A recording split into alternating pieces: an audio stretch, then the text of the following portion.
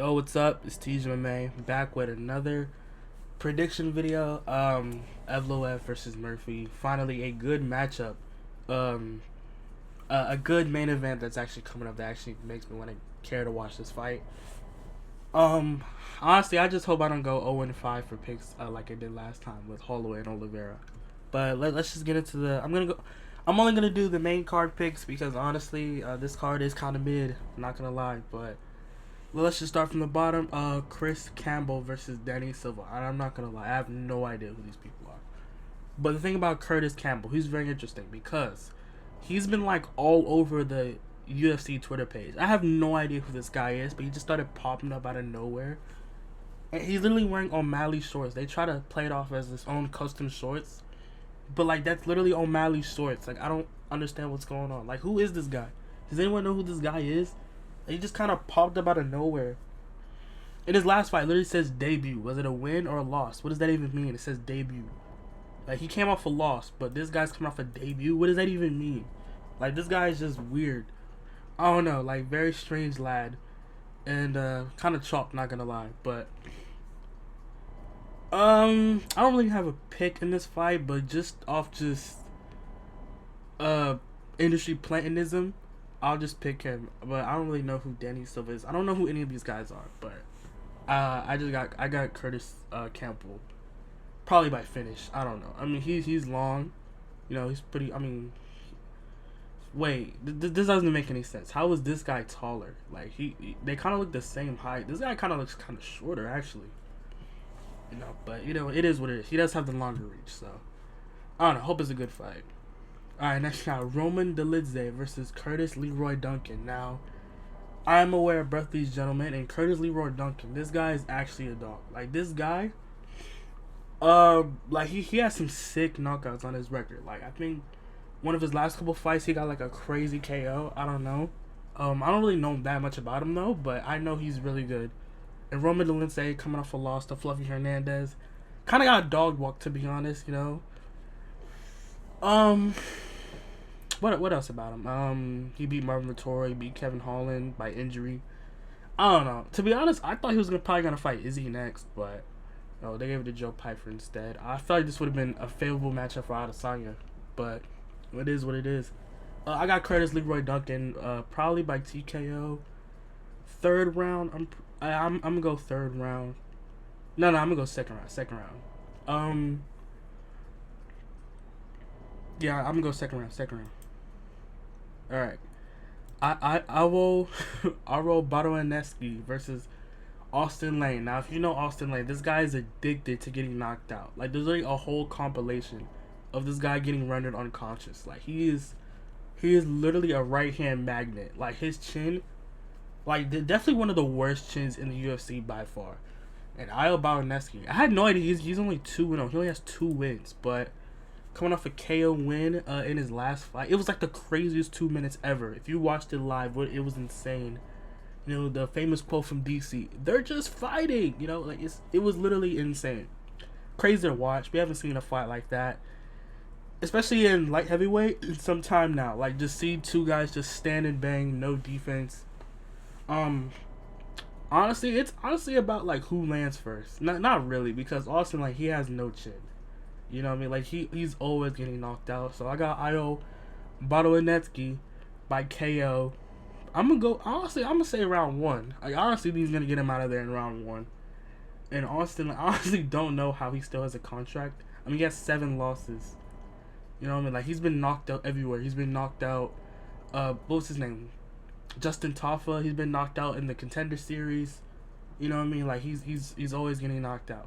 So I got Io Badoaneski by KO round 1. Now, Michael Venom Page. Now, for some reason, he decided to make a return to welterweight. I mean, he was at middleweight. You know, he picked up 2 wins, you know, against Shara Bullet and Jared Cannonier. And I thought, okay, he's going to be a contender at middleweight. I don't even think he's ranked at middleweight anymore, which is weird. And Sam Patterson, I have no idea who this is. Michael Venom Page, think about Michael Venom Page. I just don't think he's that entertaining of a fighter. I'm not the biggest fan of him. He's a good fighter, but I just think he's kind of boring, and Yeah, I don't really know who Sam Patterson is, so I'm gonna go with Michael Venom Page by unanimous decision, probably 30-27. Again, I have no idea who Sam Patterson is. He's probably a good fighter. He looks pretty old though. He looks really old. How old is he? He looks like he's 43 years old. I don't know who that is, but yeah, this is a weird matchup. Like, you would think they'll probably match him up probably like against Wonder Boy or maybe Gabriel Bonfim or maybe Kevin Holland. Like, oh well, he already fought Kevin Holland, but maybe against Randy Brown, Jeff Neal. I don't know, but Sam Patterson, like, this is a weird fight. It doesn't make any sense.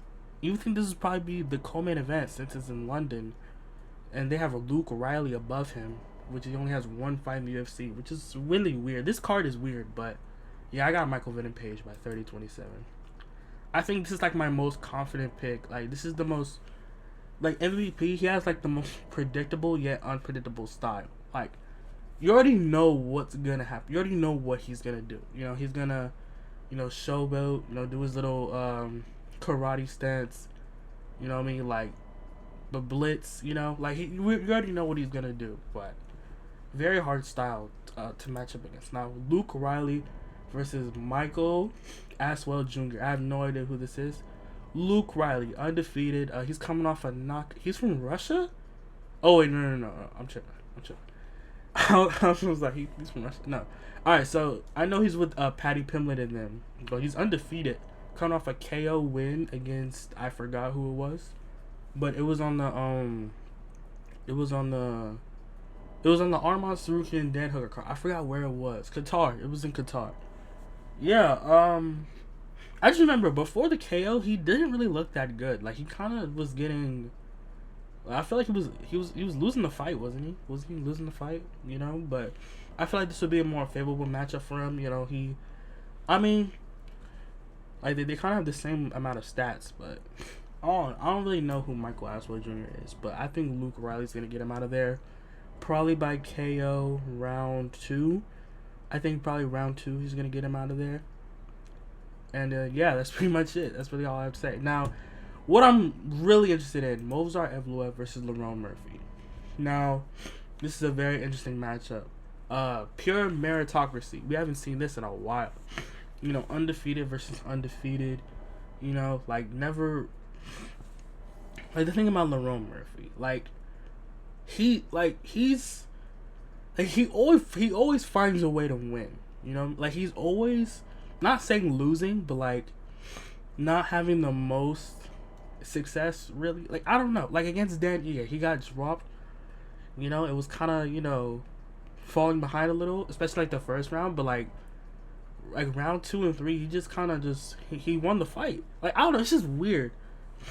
And Josh Emmett, like, yeah, he won, but still, like, he's not the most impressive fighter. He's not the most impressive fighter on the roster.